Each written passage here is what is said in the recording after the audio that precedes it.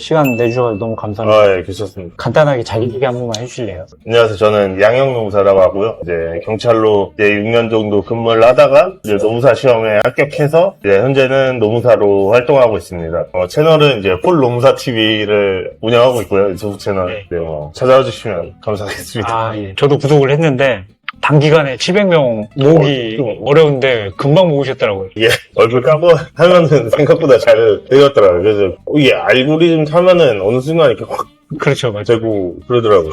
신기하게. 보니까 한 4개월 정도 하시지 않았나요? 4개월? 네, 4개월, 5개월. 근데 벌써 700명 모은 거 보니까 사실 굉장히 좀 영상 퀄리티가 본업이 있다 보니까 굉장히 저조하고 그런데 어떻게 좀 많이 찾아주셔서 감사하죠. 유튜브 해보시니까 어때요? 제가 느끼는 건 약간 증오의 시대에 살고 있다. 우리가 누구 욕하고 비난하고 자극적인 걸 해야 좀 조회수도 잘 나오는 것 같고 제가 느끼는 감정은 그러다 보니까 사실 유튜버들이 논란이 많이 되는 경우도 많잖아요. 갑자기 떴다가 날아가기도 하고 해서 그런 것도 이거 누구도 겪어보지 못했던 어떤 새로운 시대? 제가 생각하기에는 그전에는 약간 이런 뭔가 방송을 통해 나가는 거는 연예인들, 유명인사 뭐 이런 것들이었는데 유튜브라는 플랫폼으로 인해서 막 나가다 보니까 참 뭐랄까 새로운 시대인 것 같아요. 맞아요. 날아가시는 분들이 많아. 네, 이게 한 번에 확 떴다가 확 가는 게 있고 근데 우리는 그럴 염려는 할 필요 없는 네. 것 같고. 저는 뭐 뜬다기보다는 이제 제가 하고 싶은 얘기 할 수 있는 거다 보니까 맞아. 이런 점에서 좀 큰 것 같고 주로 이제 경찰 관련 얘기들도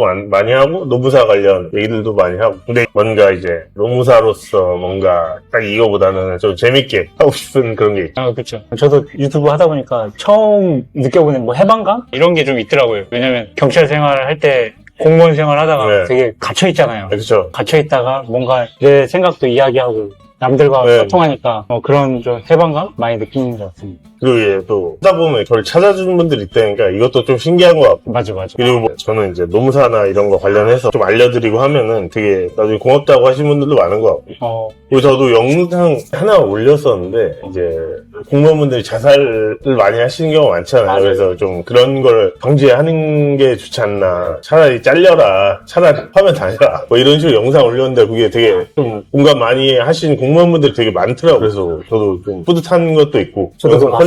퀄리티는 굉장히 낮지만 조회수 엄청 나왔던 걸로. 네, 아니 뭐 그렇게 많이 나오진 않았는데 네. 서울청에서 근무하셨어요. 네. 어디 경찰서에서 주로 근무하셨어요? 저는 오래 있었던 건 202 경비단에 좀 오래 있었고 맨 처음에 이제 영등포경찰서에 있었고 202 경비단 갔다가 그 다음에 이제 노무사 준비하러 나와서 관악경찰서에서 있었죠. 2년 딱. 그래요? 네. 그러면 기동대 네, 2년, 2년 더 있었죠. 3년 있었던 것 같아요. 기동대 3년 계셨어요? 네, 202 경비단에 기동대 대신에 202 경비단을 가는 거잖아요. 그래서 3년 있었던 것 같아요. 그렇구나.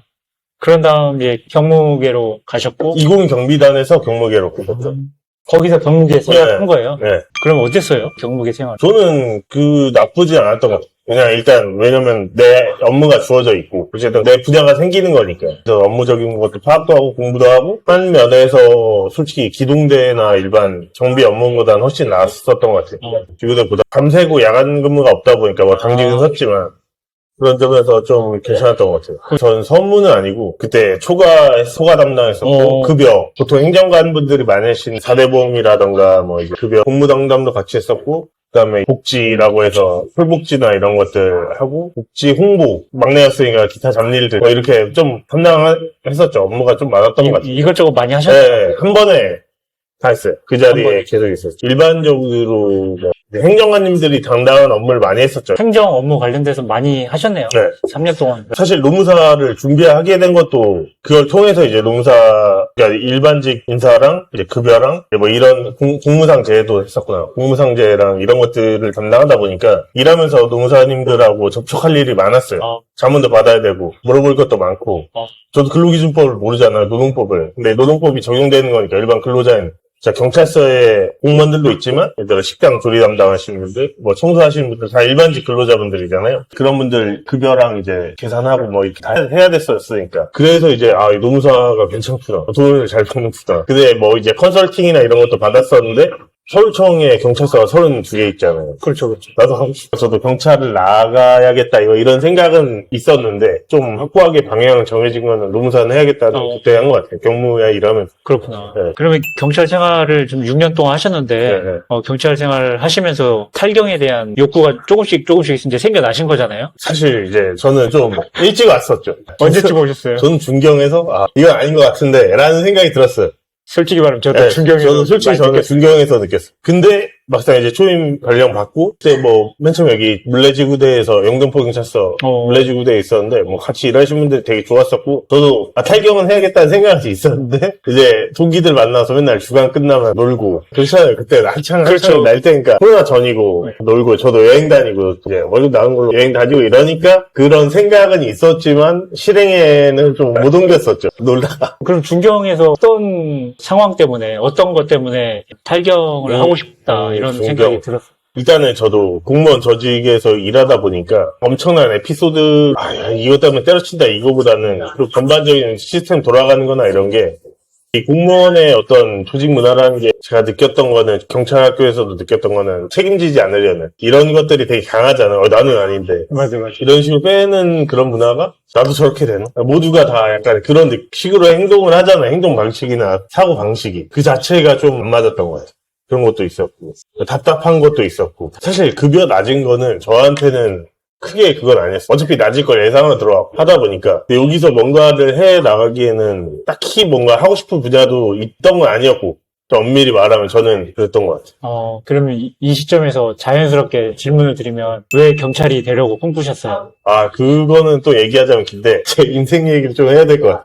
저는 이제 고등학교 때는 격투기 선수가 하고 싶었어요. 격투기 쪽. UFC나 뭐 프라이드 그때 당시에는. 그래서 저는 대학 가면 난 이걸 해야겠다. 나도 그냥 링이나 케이지에서 싸워보고 싶다. 그래서 대학을 가서 운동만 했죠. 그냥 학교 다니면서 뭐 방학 때는 뭐 시험 나가고 뭐 학교 다닐 때 수업 듣고 운동 가서 운동하고 체육관에서 또 일하고 뭐 그런 식으로 있었는데 어찌됐건 내가 이걸로는 나의 재능이 부족하구나. 그 길로 갔어도 뭐 할 수는 있었겠지만 UFC나 이런 거에서 나가기는 내 재능이 부족하고 실제 그런 사람들하고 같이 운동을 해봤으니까 그렇다고 이걸 해서 먹고 살기에는 체육관 하려면 돈이 있어야 돼요. 맞아요. 그러기에는 이건 좀 힘들 것 같다 해서 취미로만 하자 하고 다시 이제 학교 공부를 시작해야 했죠. 휴학한 적도 있었고 근데 그러다 보니까 제 친구들은 제 또래 애들은 스펙 쌓고 학점 따고 대외 활동하고 인턴도 하고 이러는데 저는 한 게 없잖아요. 취업이 안 되잖아요. 당연히 경쟁력이 딸리니까 이제 거의 그때 저 군대 전역하고 나서도 운동을 했었으니까 25, 6 이때쯤이었으니까 그래서 이제 공무원을 해야겠다 이런 생각이 있었고 또 이제 제가 정치외교학과를 나왔거든요. 전공은 되게 잘 받았어요. 저도 국제정치나 이쪽에 관심이 많았던 거니까 그래서 국정원을 들어가야겠다. 국정원 준비하셨고 그래서 국정원 준비를 해서 시험을 여러 번 봤는데 최종 면접에서 계속 안 되는 거예요.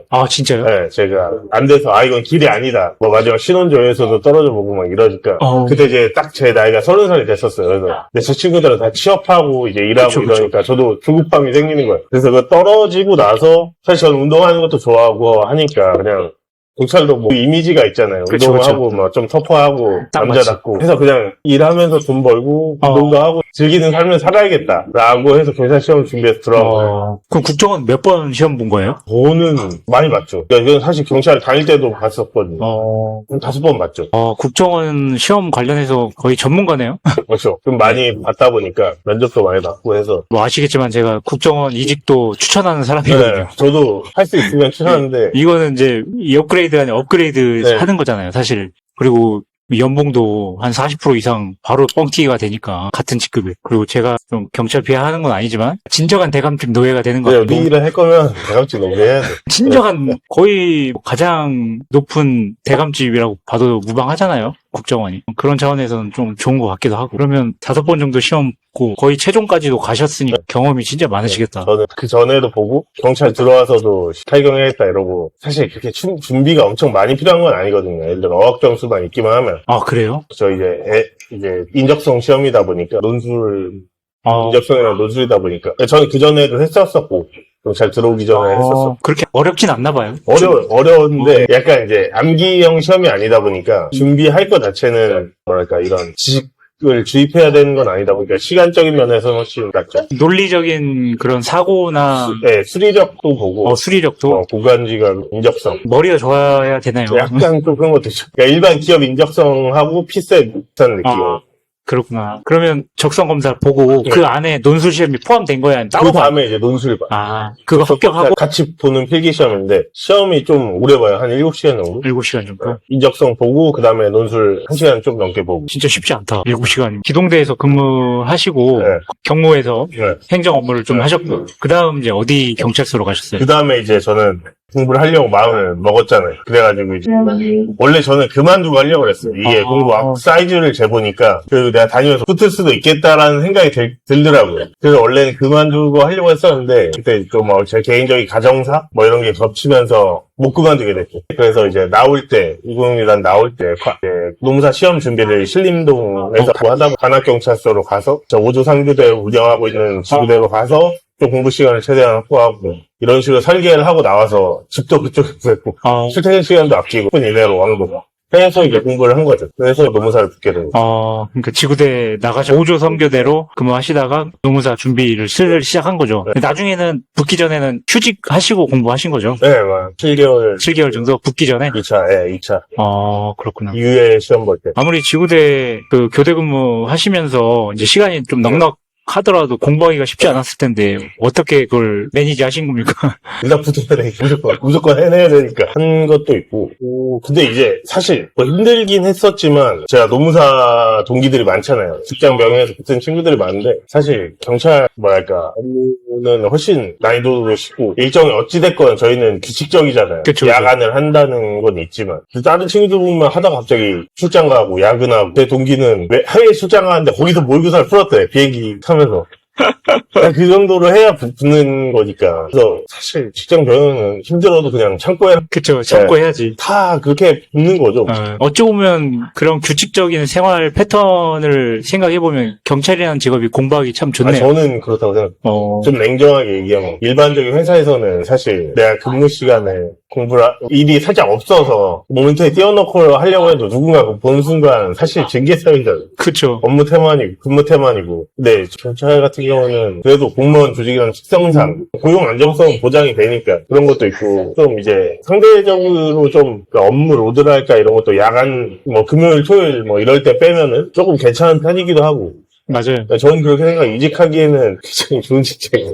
좋지. 따박따박 나오고. 그러면 다니시면서 특진이나 시험 승진 이런 건 노리진 않았어요? 저는 시험 승진을 했어요. 시험 승진 한 번 하셨어요? 그때 20경기대 있을 때, 경기대 있을 때. 저는 원래 안 하려고 그랬었는데 같은 팀에 있는 동생이 자기 공부 안 할 거라고 신경 안 할 거라고 형이 회사과 봐라 팀장님한테 얘기하겠대. 팀장님도 저보고 계속 공부하라고. 그래서 그리고 그때 코로나였거든요. 뭐 할 수 있는 게 없잖아요. 그래서 공부를 해서 시험 승진을 했었죠. 공부머리가 있으신 것 같은데요? 공부머리가 없지는 않았던 것 같아요. 네, 공부머리가 있으시니까 이렇게 준비도 하고. 네, 시험 승진을 뭔가 해고 느낀 거는 그러니까 어떤 시험이든 내 시간과 노력을 투입을 해야 되잖아요. 모든 투입을 해야 되는데 그 공부한 시간이 저는 좀 아깝긴 했어요. 왜냐면 그 승진으로 주어지는 게 뭐 계급장 한 달에 월급 한 2만 원? 2만 원 오르나? 물론 계급장 하는 게 의미가 있나 이런 생각을 했던 것 같아요. 그래서 그때 이후로 좀 내가 뭔가를 해야겠다라는 생각이 들었었고 그걸 하는 와중에 여러 가지를 했었죠. 저는 대통령 경호처 시험도 붙었었고 필기시.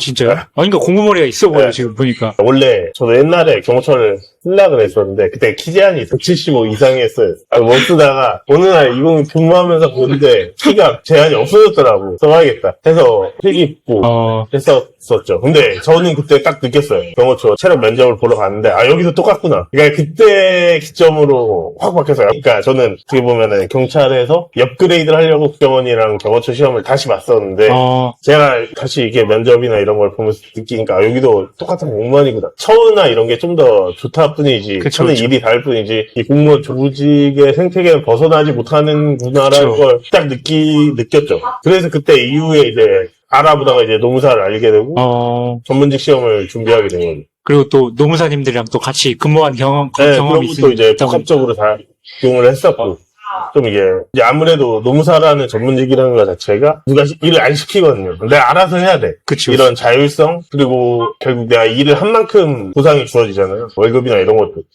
그런 점이 장점이 있고, 뭐 조직에서 K-팝에서 일하는 것도 아니고, 이런 장점이 있었어 했던 것 같아요. 그렇구나. 그러면 노무사가 되기 위해서 공부한 기간은 어느 정도나 되죠? 정확히는 한 1년 10개월, 2년 했었죠. 짧은 시간이라고도 볼 수 있는데 긴 시간도 아니네요. 그래서 그냥 운이 좋았죠. 시험 때는 운도 따라줘야 된다고 생각해서. 8대 전문직인데 노무사가 보통 4년, 5년 준비하지 않나요? 총 2년, 3년, 4년 이렇게 해가지고 빨리 붙는, 뭐 1년 안에 붙는 친구들도 있긴 한데, 그러면 근로기준법이나 이런 네. 법령들이 이제 우리가 전혀 모르는 법령들이잖아요. 친숙하지 않잖아, 경찰들이. 완전 노베이스에서 시작하신 거잖아요. 어때요? 공부하기가? 근데 저는 괜찮았어요. 저는 원래 좀 뭔가 이렇게 새로운 거 공부하고 이런 것도 좋아하는 편이라, 노무사 시험 과목 중에 이제 노동경제학이라고 있거든요. 경제학 과목인데, 이 경제학이랑 과목 특성상 암기해야 될 양이 적잖아요. 그래서 저는 직장 병행으로 해야 되니까, 무조건 양이 적은 걸 해야겠다. 라고 해서 노동경제학을 선택했는데, 저도 경제학을 공부해본 적은 없거든요. 그래서 사실 34살, 35살? 이때 미분적분을 처음 공부해봤는데, 그래도 전 할 수 있다는 좀 자신감도 있었고, 해보니까 재밌더라고요. 그래서 좀, 사실 하면 돼요. 늦은 시간은 없는 것 같아요. 그래서 저는 이게 직장병행 준비하시는 분들한테 항상 말씀드리는 게, 여태까지 살아서 알겠지만 여러분의 그 머리는 그렇게 좋지 않다. 그쵸. 어차피 다 안 좋으니까 그냥 맞아요, 하면 된다. 라고 생각을 해요, 저는. 내가 진짜 머리가 좋은 분들은 굳이 이런 걸 할까 말까 자체를 고민을 안 한다고. 맞아. 그래서 새로운 거 배우면 하면 되는 거라고 생각해요. 그러면 미분적분 같은 수학을 요하는 과목도 있고 그런 걸 선택 안 하면 수학 공부를 할 필요도 없겠네요. 노동경제학을 안 하면은 노무사 시험에는 그렇게 수학할 일은 없죠.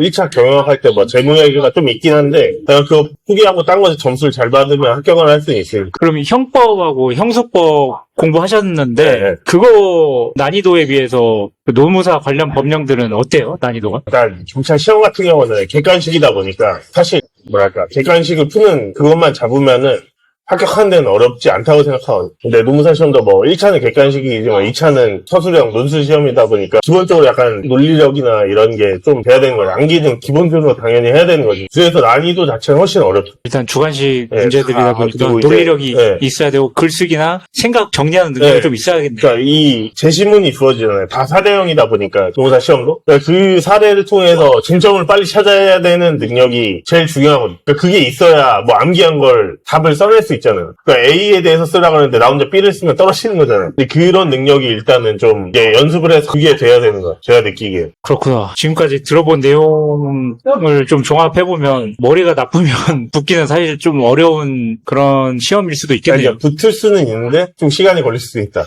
이게 왜냐면 그전에는 그렇게 난이도가 어렵지 않은 모든 전문직 시험의 인기가 높아지게 되면서 한 5년 내로 응시자 수가 2배 이상 풀어버리다 보니까 변별력을 갖춰야 되잖아요. 시험 난이도가 점점 더 어려워지고 있는 추세. 그러다 보니까 와 이 정도까지 시험을 낸다고 하는 정도로 문제가 좀 많이 나오게 돼서 합격하기는 좀 더 힘들어지고 있는 것 같아요.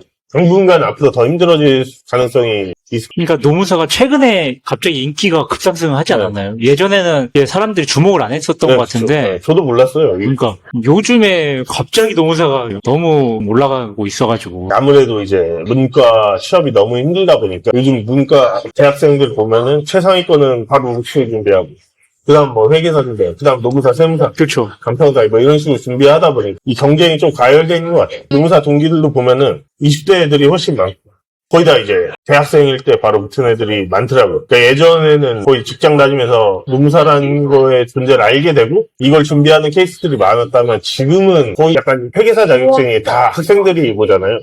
그런 식으로 돼가고 있는 추세인 것 같아요. 그런데 다른 전문직들이 많은데 보통 경찰관들이 법무사 준비 많이 하려고 하잖아요. 그리고 행정사나 이런 거 있는데 왜 노무사를 택하셨을까요?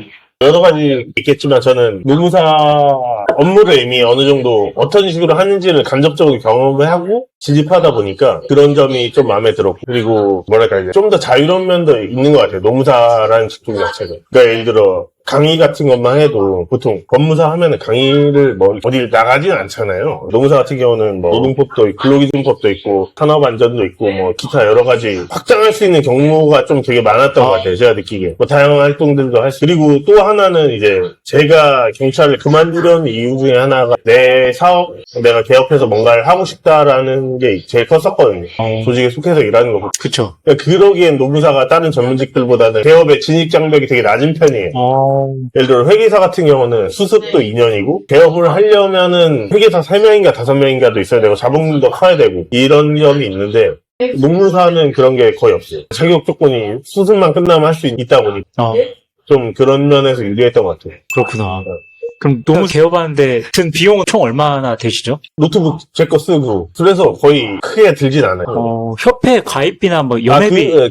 그게 이제 달에 2만 원, 노무사회, 그 다음에 월세, 그 다음에 뭐 월세 보증금도 있겠죠. 그 다음에 이제 데이터베이스 우리가 뭐 판례 같은 거 이제 하는 거 있고. 검색하는 거? 네, 그 정도인 것 같아요. 그럼 생각보다는 별로 생각보다 없네요. 그러니까 물론 이제 경남권에서 내가 좋은 데서 그렇죠. 사무실 번쩍하게 하겠다 하면은 많이 들겠지만 이런 케이스로도 하는 경우도 있는 거죠. 사실 저도 맨 땅에서 이제 빨리 한 케이스다 보니까 어찌됐건 이제 하나하나 헤쳐나가겠다는 생각으로 한 거죠.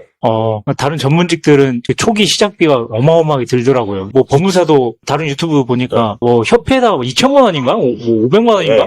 자본금도 자본금도 투입해야 되고. 뭐 간평사 같은 경우도 간평사는 B2B가 대다수다 보니까 생짜 기업은 거의 하기 힘들고 보통 파트너로 하는데 자본금도 제가 알기로 거의 억을 넣어야 되는 걸로 알고 있어요. 지분 받으려면. 근데 노무사는 그런 면에서 좀 괜찮죠.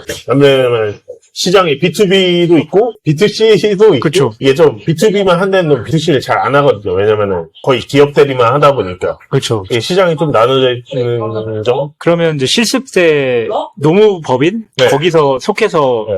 이제 일하신 거죠? 네. 거기서 이제 실습이 끝나고 바로 거의 바로였죠. 그러니까 저는 원래는 바로 원래 있던 법인도 마음에 들었었고 배우는 것도 많아서 더 남아 있으려고 했었는데 저는 그때 애가 생겼었어요.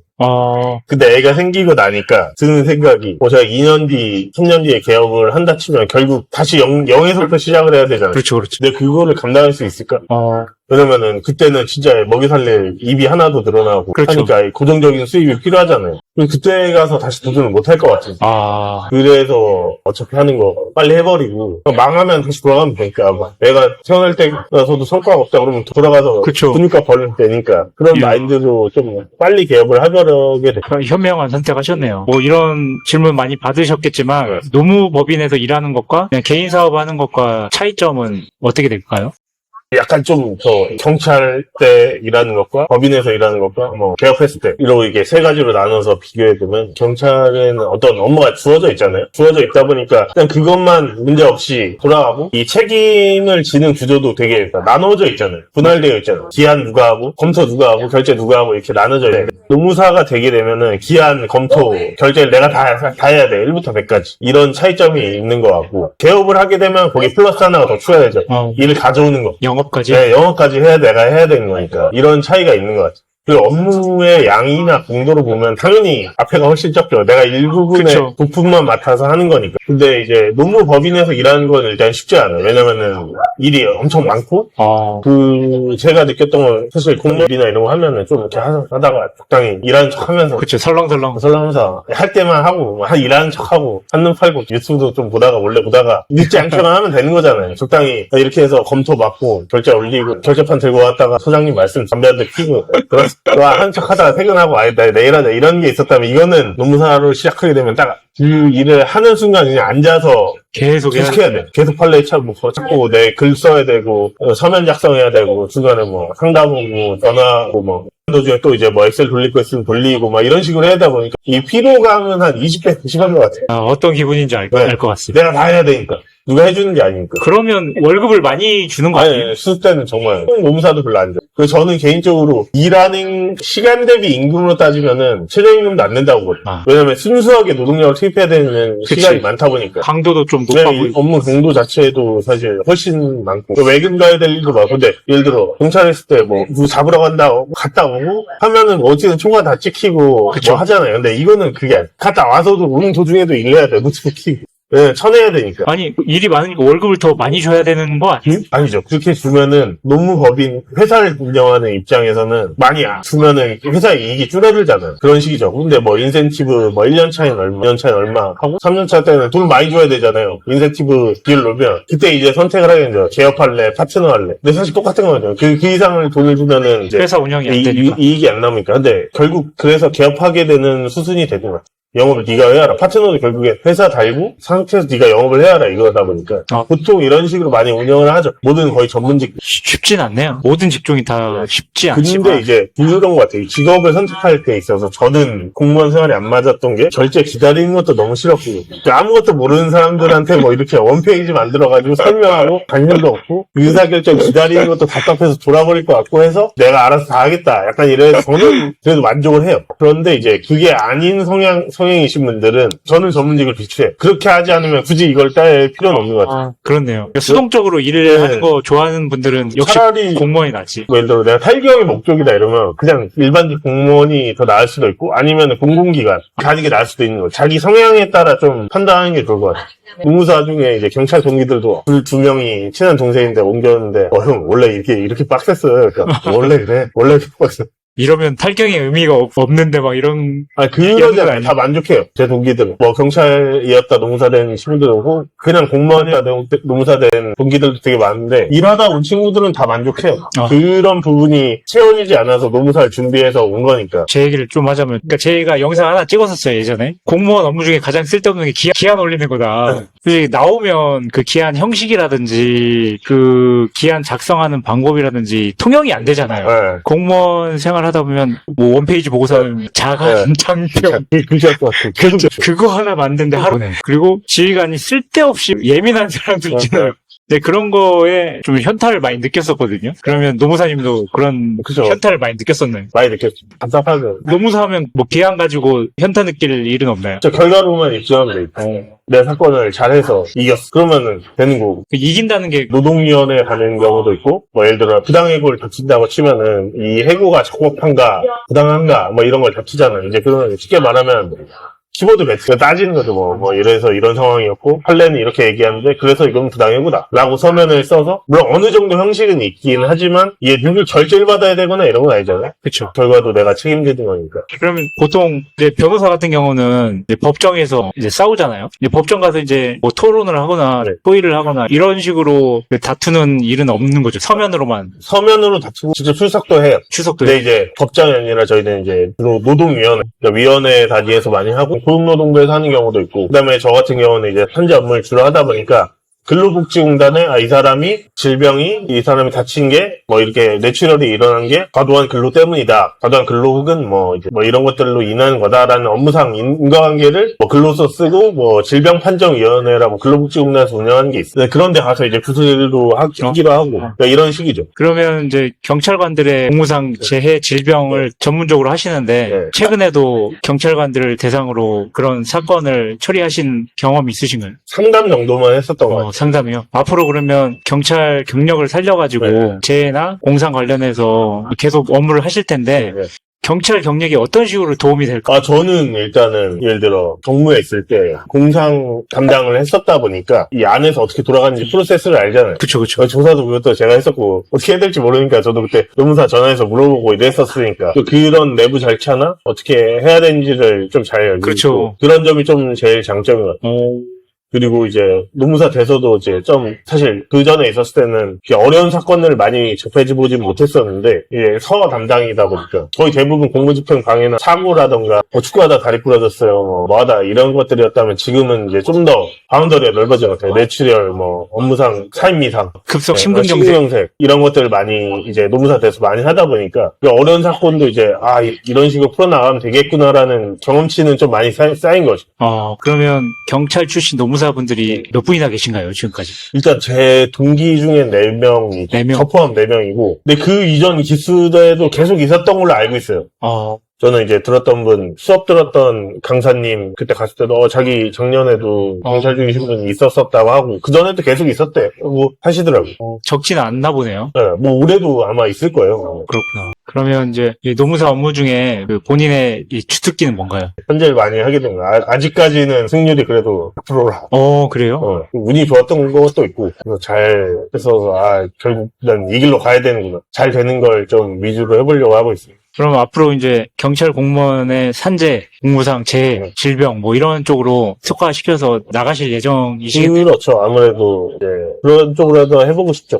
노무사 지금 몇 년째 지금 생활하고 이제 1년, 1년, 1년. 1년 되셨는데, 노무사로 1년째 지금 근무하면서, 느꼈던 장점, 경찰과 비교해서. 첫 번째는 자유죠. 자율성. 내가 결국 스스로 할 수 있다는 장점이 있는 거야. 고리타분한 걸 안 해도 되고, 결과로만 보여주면 되는 거니까. 또 내가 이것만 잘하면 출근을 하든, 집에서 하든, PC방 가서 하든, 카페 가서 일하든 상관이 없는 거잖아. 맞아요. 그런 것도 있고, 좀 능동적으로 살 수 있다는 점. 결국 이제 내가 하나하나 기획하고, 실현해 나가는 게 있는 것 같고. 근데 하는 만큼 가져갈 수 있는 그게 또 큰 것 같고 그 정도가 있어가지고 또 경찰 얘기를 해보자면 그전에는 되게 뭐랄까 제가 마지막에 지구대에서 근무했을 때 이게 약간 저도 가정이 생겨버리니까 내 일하다 다치거나 쓰게 되면은 그 와이프 형은 어떻게 하지? 약간 이런 생각이 들더라고. 또 음주운전 차를 쫓아가야 되는데 쫄게 되더라고.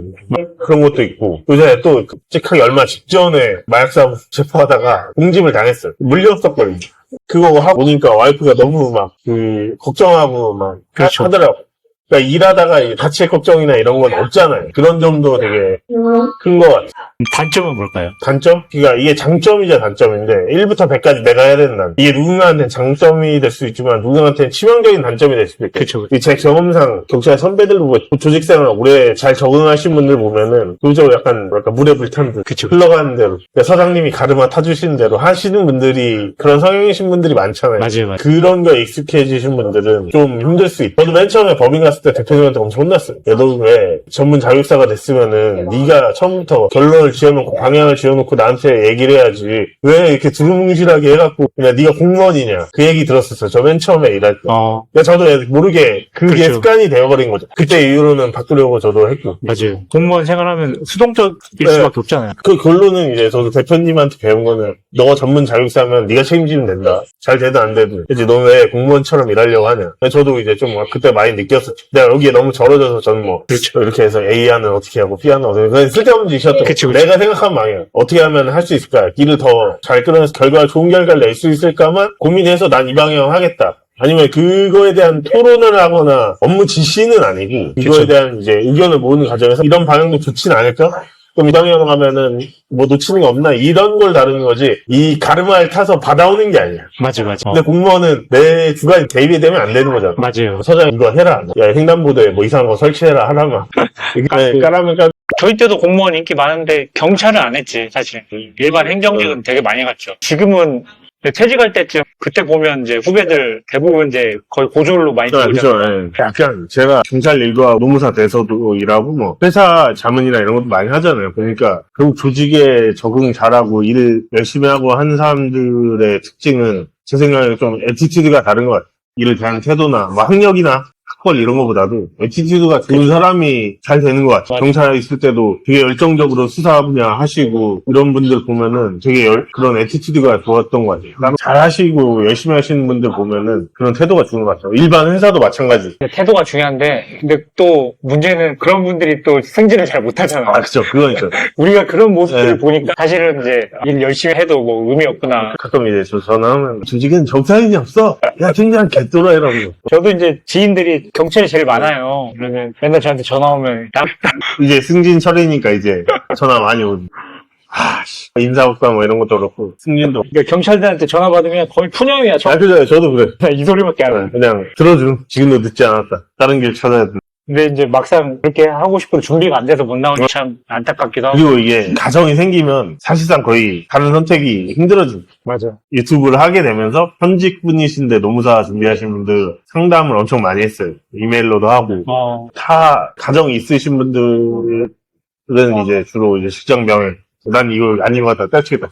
그건 좀 아닌 것 같고 그건 좀 진짜. 왜냐면 가정이 있으시니까 저랑 나이대도 비슷하시고 하니까 직장 병행으로 그래도 한번 해보시라고 뭐 육아휴직도 드시면은 쓰고 하더라도 하면 되니까 이런 식으로 좀 조언을 드리고 있죠. 그렇죠. 근데 20대다 그러면은 나는 제로베이스에서 하는 것도 괜찮다고는 보지만 근데 노무사 딸 정도면 그 정도의 실력이면 경찰 조직에서 경정 이상으로 노려볼만 하지 않았어요? 저는 솔직히 시험으로 승진한다면 경정까지는 할 수 있다고는 생각했거든요. 근데 제가 교문과에서 일하다 보니까 아무래도 높은 계급분들을 하고 많이 일하게 되잖아요.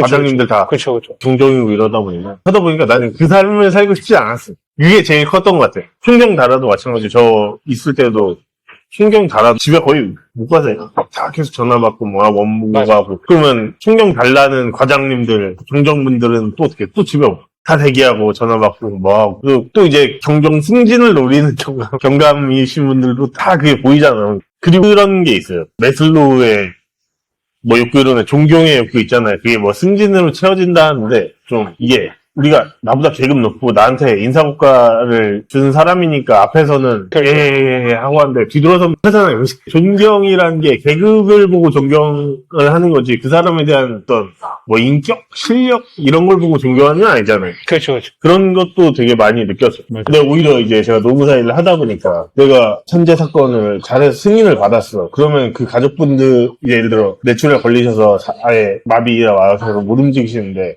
그거 받으면은 보상금이랑 연금이랑 나오니까 그분들 입장에서 어찌됐건 이 사건을 맡기시면 그분들 가정의 인생이 저한테 달려있잖아요. 그쵸, 이런 그쵸. 책임감도 있고 결국 이게 승인을 받게 하면 진심으로 너무 감사하다고 동생님 너무 감사합니다 하는 이런 보람이 있죠. 그런 보람이.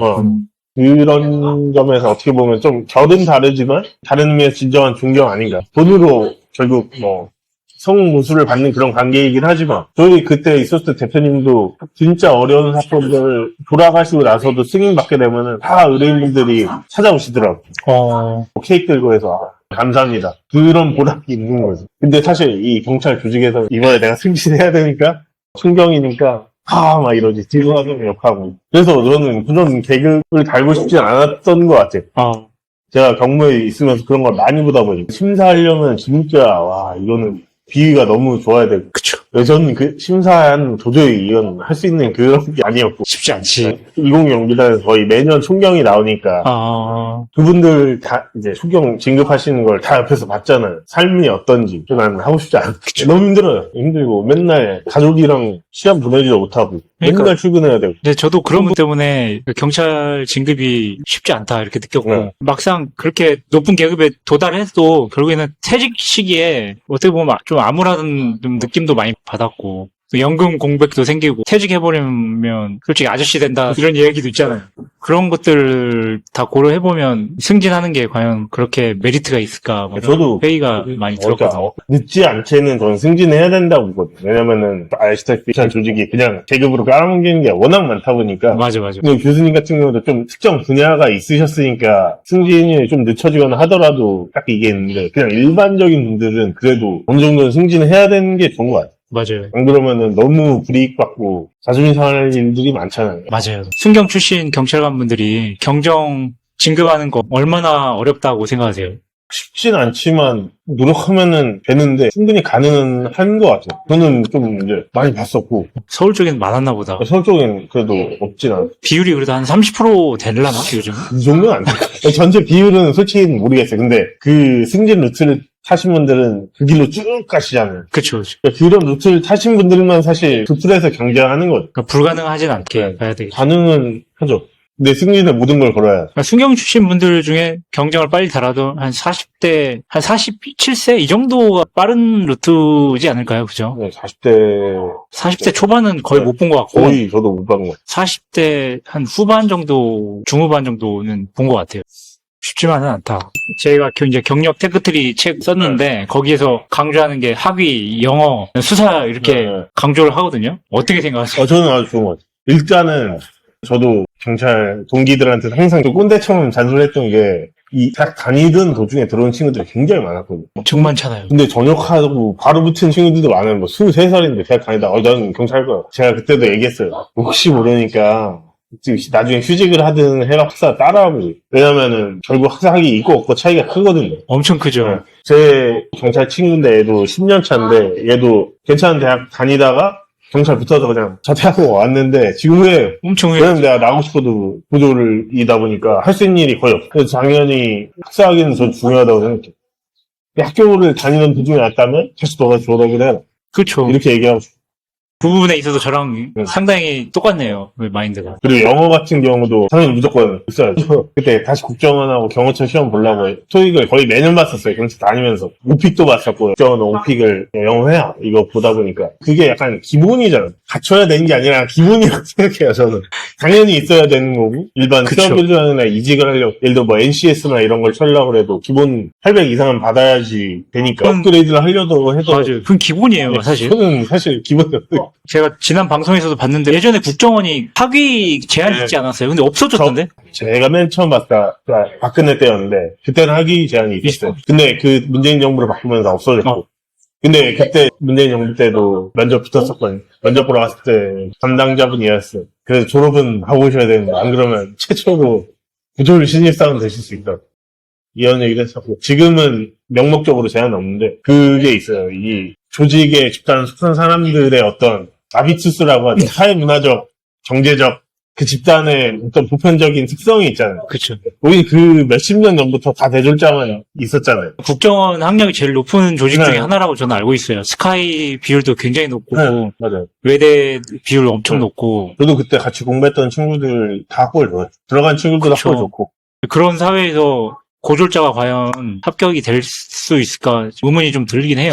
학위는 무조건 있어야 된다고. 학위 무조건 있어야죠. 요즘 제 채널에 가장 많이 받는 질문이 사이버대 학위는 어떠냐. 경찰이 사이버대학교 학위 따는 거 어떻게 생각하세요? 저는 별로 안 좋아요. 그쵸, 솔직히. 그러니까 대학을 그래도 갈 거면은 실체가 대학 그쵸. 가서 어느 정도의 사회적 문화적 기반도 쌓고 공부도 하고 그러니까 좀 어리면은 딱 그 나이 때 할 수 있는 거니까 그걸 공부를 하는 게 좋은 것 같고 그리고 저는 대학 전공하면서 그 공부 자체는 재밌게 했었거든요. 이제 막 정치 철학도 들었어야 되는데 그게 학점이 워낙 취업에 도움 안 되는 것들을 그쵸. 많이 했어서 그렇지만 그러니까 제가 대학을 다녔던 경험을 비춰보면 순수하게 학문적인 공부를 할 수 있는 건 대학생 때밖에 없는 것 같아요. 그냥 도서관 가서 내가 읽고 싶은 보고 그거에 빠져서 공부를 한다는 개념이 아니라 진짜 이 책이 재밌어서 4-5시간 이렇게 앉아서 책 보고 이랬던 게 전 대학생 때밖에 없어요.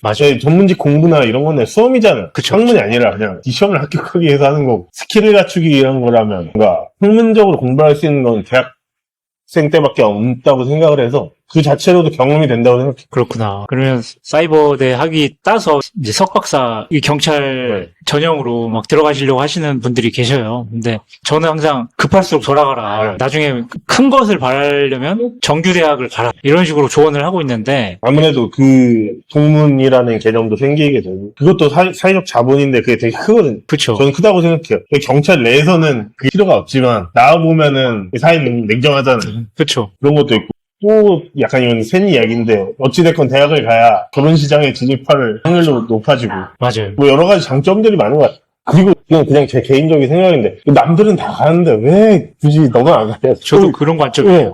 남들은 다 가는데 왜 굳이 스스로를 힘들게 만드는 거지라는 생각은 있네요. 남들이 다 가는 거면 그냥 그걸 따라가보는 것도 나쁘지, 그러니까 손해는 아니라는 거죠. 그렇죠. 영상에서도 이런 얘기 많이 했었는데 능력이 없을수록 대학에 들어가서 대학의 인프라를 받아가지고 자기 없는 능력을 키우는 거다. 이제 그런 그렇죠. 관점으로 저는 접근을 하거든요. 인적 자본의 어떤 국적이죠. 근데 이제 결국 이제 사회에서도 판단할 때 간판을 보고 판단하는 경우가 많잖아요. 본인이 실력이 진짜 뛰어나면 상관이 없어. 근데 그런 경우가 사실 흔치도 않고 남들이 있으면은 나도 있는 상태에서 실력을 키우면 더 좋잖아요. 방통대 아니면 학사 학위가 있는 상태에서 다른 전공 그러면 상관없지. 예를 들어 내가 법학이 없는데 법학 그거를 해보고 싶다 하면은 그런 거는 괜찮은데 그렇죠.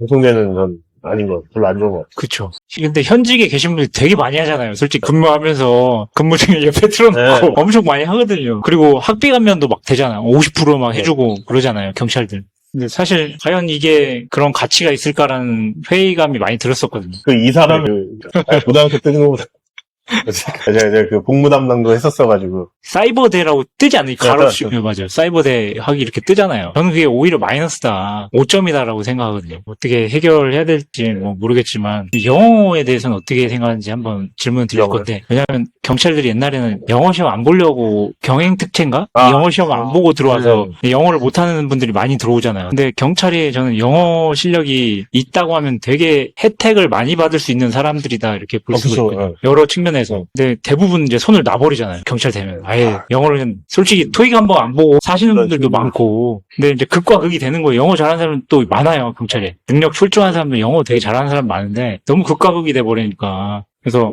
그 외교부 주재관 가는 것도 인력풀이 사실 없잖아요. 순경 출신 중에 그러니까. 없어. 근데 경대 분들은 다 경대 공부에서 보는 게 아니라 일단 주기적으로 업데이트를 그렇죠. 하는 거죠. 그것만 나와도 사실 일단 점수만 맞춰면 되는 건데 그렇죠. 그런 주재관이나 이런 것도 사실 저는 되게 좋은 제도라고 생각해요. 그 라이브 할 때도 말씀 잠깐 했었지만 이게 미국이나 이런 데는 다 가기 힘들어요. 외교부도 가기 힘들어. 상사도 미국 가기 힘들어. 왜냐면 맞아요. 그 조직 내에서 제일 엘리트고 제일 뭐 인맥도 좋고 백도 좋고 실력도 좋은 사람들이 보통 미국을 그쵸. 가는데 그거 나머지는 가기 그렇게 어렵진 않을 텐데 왜냐면은 솔직히 태국 이런 데 누가 가려고 하는 사람들 많지는 않잖아요. 그러니까 좀만 노력하면은 이건 충분히 가능하다고. 그러니까 엘리트 분들이 그런 주요 선진국들 위주로 가고 이제 그런 분들 보면 뭐 경대 출신이거나 근데 경대 출신인데 석박사를 또 외국에서 하신 분들이 그쵸. 많거든요. 이제 그런 분들이 주로 가더라고. 근데 나머지 국가는 솔직히 아프리카나 이런 데 충분히 갈 수 그쵸. 있다라고 생각을 하거든요. 그럼에도 불구하고 없어 인력풀에. 인력풀이 있어야 누굴 보내지.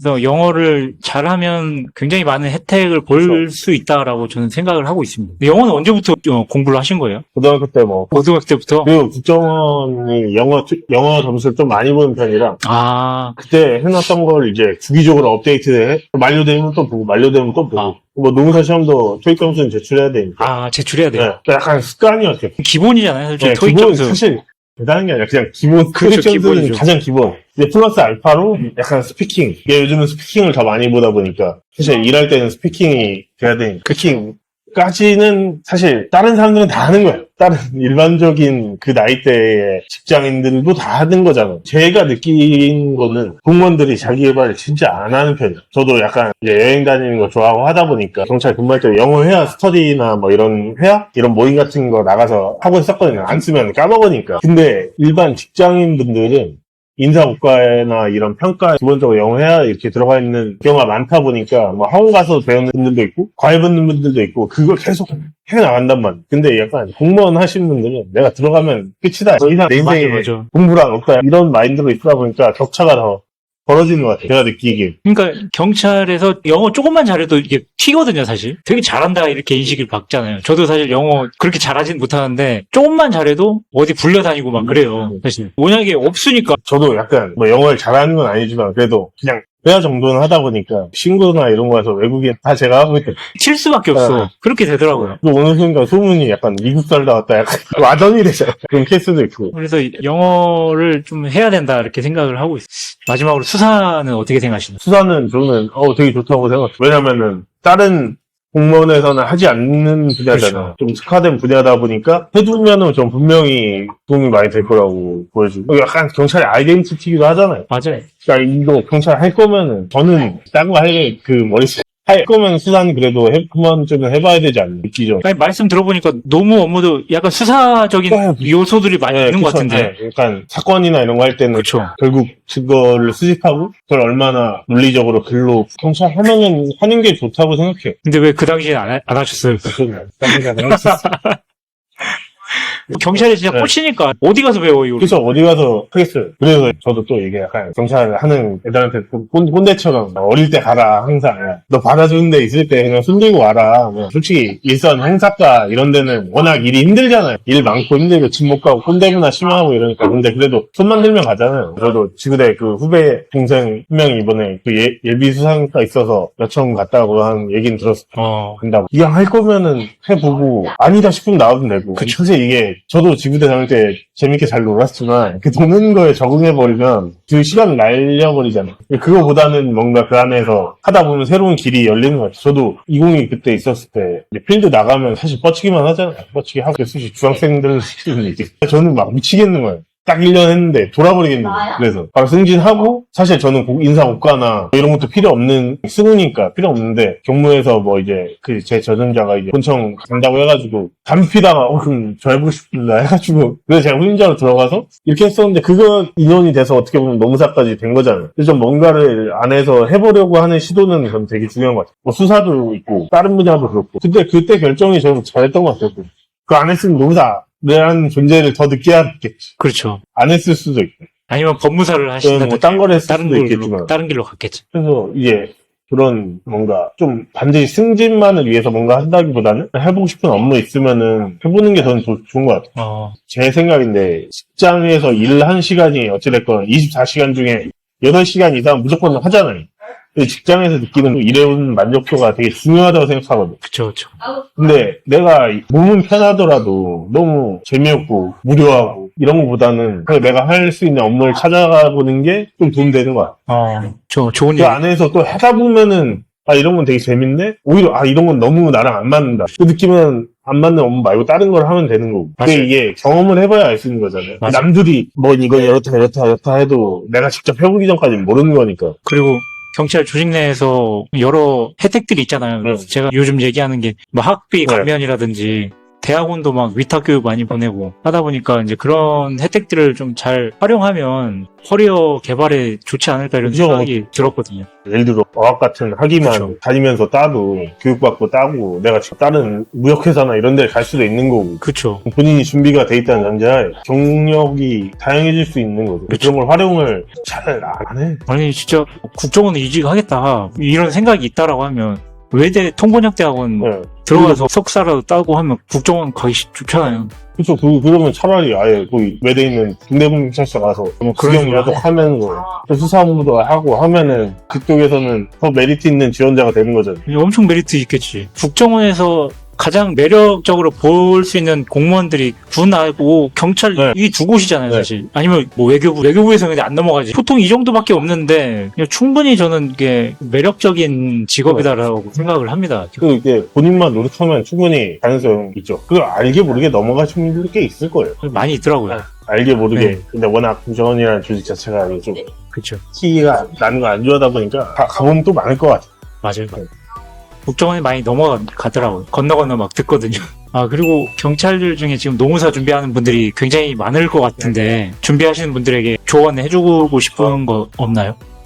약간 존버해야 되면 힘들어도 참고 해야 되고 내가 할 거면 진심으로 전력을 다해서 해야죠. 어설프게 하면은 결국 이게 시간 잡아먹는 거 순식간이거든요. 전업인 수험생들도 조금 하다가 힘들어서 잠깐 놔버리고 3년차, 4년차 장수생 되고 이것도 마찬가지라 한번 할 때 제대로 해서 하는 게 좋을 것 같아요. 이제 좀 이제 저도 노무사 준비하시는 분들은 이거 맞냐 너무 힘들다.